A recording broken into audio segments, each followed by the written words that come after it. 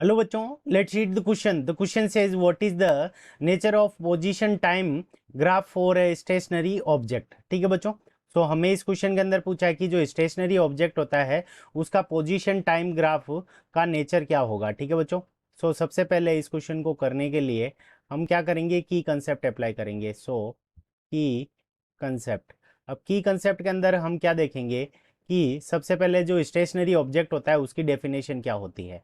ठीक है बच्चों, तो स्टेशनरी ऑब्जेक्ट की डेफिनेशन क्या होती है कि द डिस्टेंस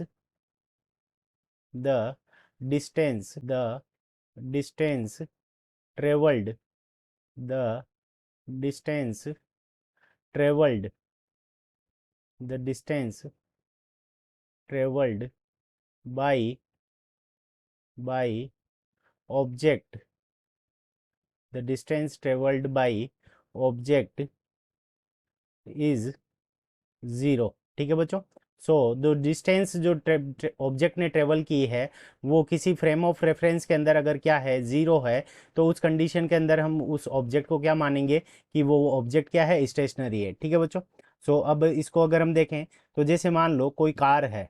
ठीक है, सो आपने क्या किया कि इनिशियली ये कार कहीं पे थी और यहाँ पे आकर रुक गई।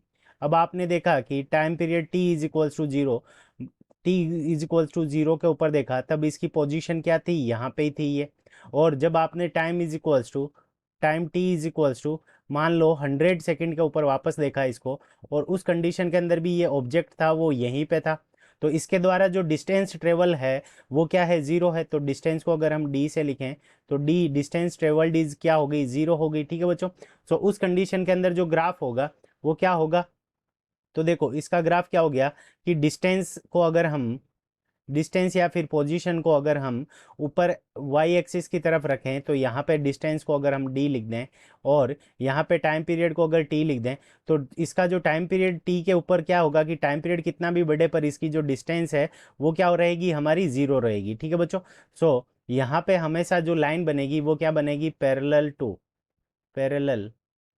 To Y axis. ठीक है बच्चों, sorry, parallel to time axis. तो जो टाइम की एक्सिस होगी उसके हमेशा क्या बनेगा, इसके अंदर जो नेचर होगा वो ग्राफ का नेचर क्या होगा, पैरेलल टू टाइम एक्सिस, यानी लाइन बनेगी स्ट्रेट लाइन हमेशा।